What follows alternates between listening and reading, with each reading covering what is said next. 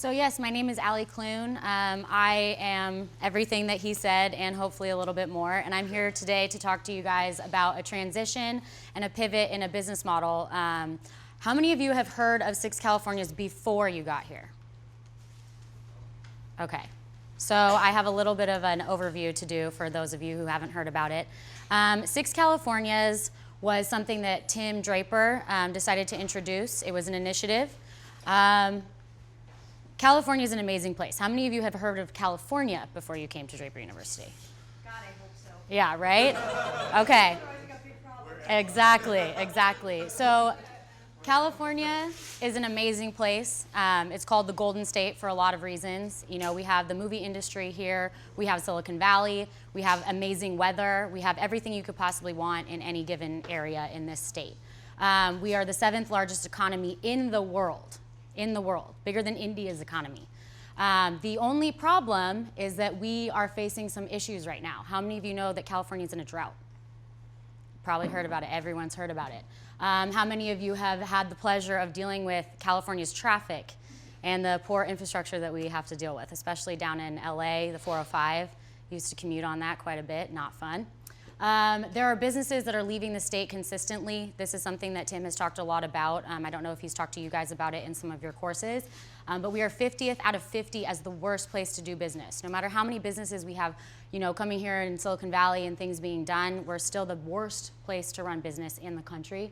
And then if you have the pleasure of living in San Francisco like I do, or even in some of the other city areas, you know that rent and housing is extremely expensive and things are consistently getting worse.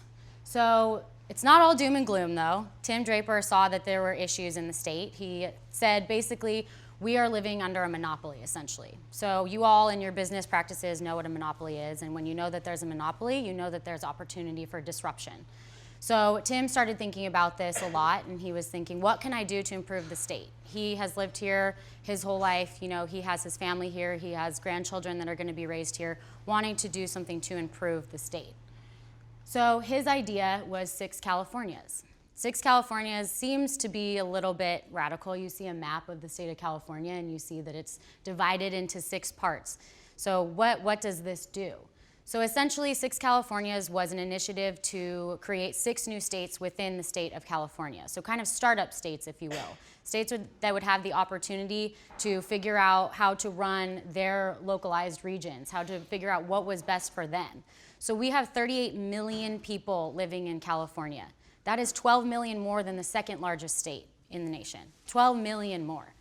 So that is quite a few people to satisfy. That is a lot of customers, and those are a lot of people with diverse needs and regional, skill sets and things that they care about that are not all taken care of and taken into account by the one government that we live under. So his idea was to separate it into 6 states. In order to do that in California, you need to pass a constitutional amendment, which means that you need to go through the initiative process where you get enough signatures to actually get this idea on the ballot. So if you have an idea, you can take it to and get the title and summary, and you basically pay a couple $100s, and anyone can do this. But then the hardest part is getting enough signatures to get it to the ballot stage, which is where people will vote on it.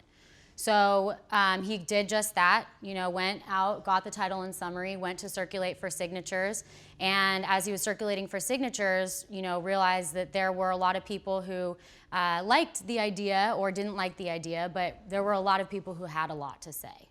So through the initiative signature gathering process, you're required to get a little over 808,000 signatures in order to get it on the ballot for a constitutional amendment. Over 1.3 million signatures were collected, which you would think would be enough to get this on the ballot.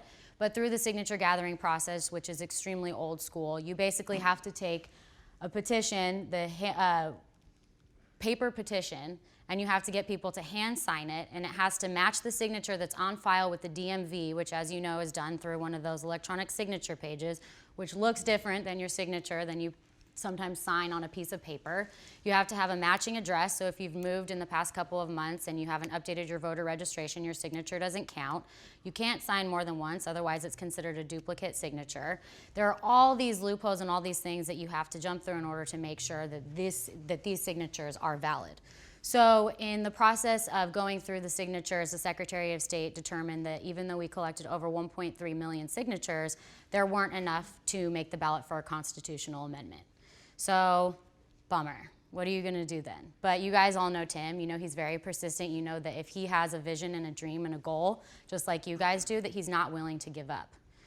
So what we did was we went back to the drawing board and we thought, okay, who are our customers? Our customers are Californians. They're not necessarily liking the product that we're giving them, the product, you know, being 6 states. What can we do to improve government? What can we do knowing what we have learned from our customers so far?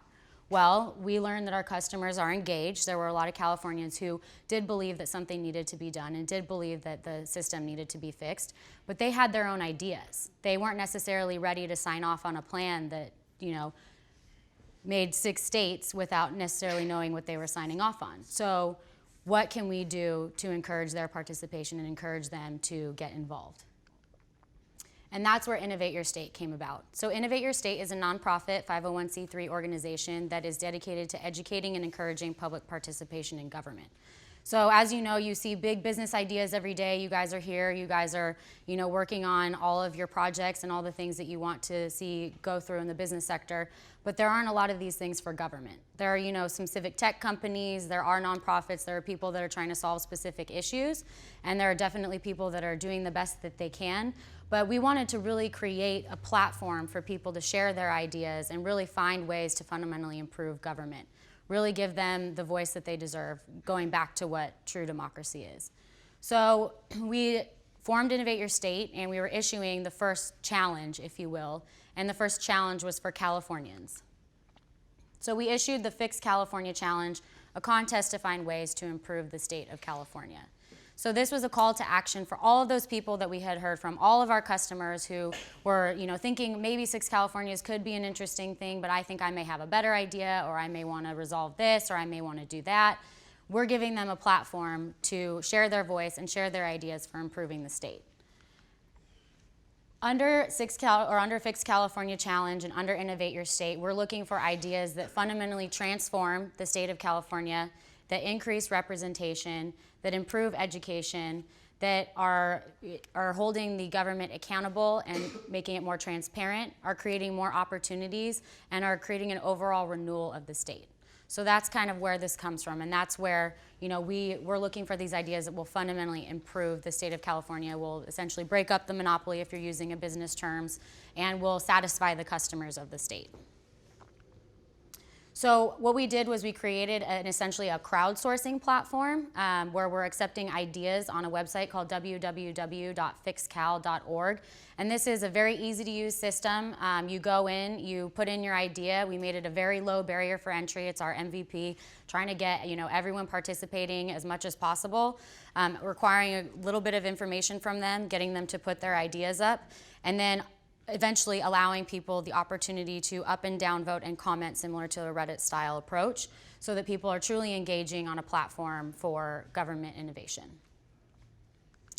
And we created a term for this. It's called venture governance. So a lot of people haven't really heard this model before. Sure, there are platforms out there that are doing things for discovery and trying to get people engaging with government, but this is the first one that is essentially allowing a venture capital approach to it, where we're going to be running with some of these ideas. We're open to what that looks like. We're not saying exactly what that may be, but the hope is that these ideas will get funded. So it's kind of merging 2 worlds. It's merging venture capital and business and the world of government. And this is something that hasn't, you know, really been done, especially in the state of California. For the Fix California Challenge, my question is, it seems like the approach that you're taking is very people-centric, right? Coming back to citizens. A lot of other organizations out there, political advocacy groups, they kind of tackle from the other perspective. They tackle the legislators, people in Sacramento or Washington, D.C. Why didn't you do that? Why focus on the people, which I guess it's a little bit far shot, right? Yeah, and that's a great question. So there are so many people doing that approach. Why would we kind of go on that bandwagon? Why wouldn't you try something a little bit different? And again, this goes back to kind of the true democracy. So, everyone has a voice, but everyone has their agenda and everyone has their money and everyone has their kind of pride on the line a little bit. So when you take this kind of ground up approach, bringing the citizen's voice to the top, it really allows for new ideas to bubble up. And what we find is that there are a lot of the same people giving the same ideas up in Sacramento and potentially in other government entities and states. So really giving the voice back to the people for what they want. So these are the people who live under these laws. These are the people who have to deal with it on a day in, day out basis. And of course we've gotten some of the lower level ideas, like there's a pothole on my street and I need it filled. Like you're gonna get that.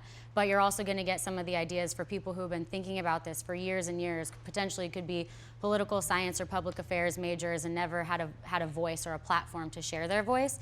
So that's kind of the approach that we went instead of taking the more traditional. Is this actually, would you say they're less likely to be implemented because they're just ideas and voices of people? Yes, I would agree. And I think that also this platform provides an opportunity for the community to see how many people really get behind that idea. So having the voting system, you can see how many people are really interested in this, how many people it would affect essentially at the end of the day.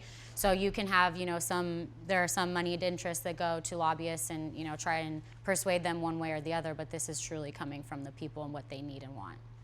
Yeah. Oh, sorry. Hey, my name is Ron. Thank you for coming here to speak. So my question is, as we know, California is a democratic state, and when we separate California into 6 different states, the political power is going to shift, and nobody wants to give up their power to Democrats. And as we know, if we split California that way, there will be a few democratic states as well. So my question is, don't you think that since in California the majority of people are Democrats, when they want to preserve that representation power, and how would you tackle that? So that was a great question, and that's one of the many thoughts that we got back from people within the state. There was a study that was done, we didn't conduct it, but someone did, that kind of broke down what voting behavior would look like based on the past election and what these states would be if they would be Democrat or Republican. And this is all, speculation, but it essentially would have evened it out. So definitely there are some interests who would not want that. There's a definite stronghold here and people that are very interested in preserving that. But that's what the Californians wanted. They said no to 6 Californias, and we listened to that. And our goal here is to really pivot and really try to find the right approach for our customers. And if that's something that they were concerned about, then maybe looking at something different that doesn't take into account the red and blue. If an idea was funded or selected for pursuit, who is actually executing that idea? Like the person that submitted it, the business that submitted it, or you guys? So that's a great question, and that's something that we're still talking about. So again, I don't think if I told you guys yet, but we actually just started in January. So we are a startup just like you guys are. We have 2 full-time people and a couple of consultants. And we're working through that. We're basically writing this out and listening to our customers. I think that's the biggest thing that we learned, and the thing that hopefully you guys will be learning from this conversation is that, when we made the decision for our customers, instead of listening to them, it was something that didn't have a great outcome. So the hope is that if, there are a couple of ideas that look like good ideas, and there are people in the community that are finding these interesting and they want to fund, and we have a couple ideas that are funded, we're not going to shy away from that. We're basically going to be listening and seeing what the plan is that we should develop moving forward. And then from there, who executes it is kind of TBD based on who wants to be involved. And I mean, with that being said, like where would the ownership of the idea go? Because for the people like in this class that are pursuing their own businesses on it, I think that they should be hesitant to submit their idea to you if there's a chance that you will get funded and executed. Great question. So if it's a business idea, your idea would be funded for the business. If it, however, is an idea that would require going through the initiative process and going through a campaign and signature gathering and all of that, then that idea would probably be elevated to a larger group of people that would be involved. So Tim's idea was 6 Californias. What's yours?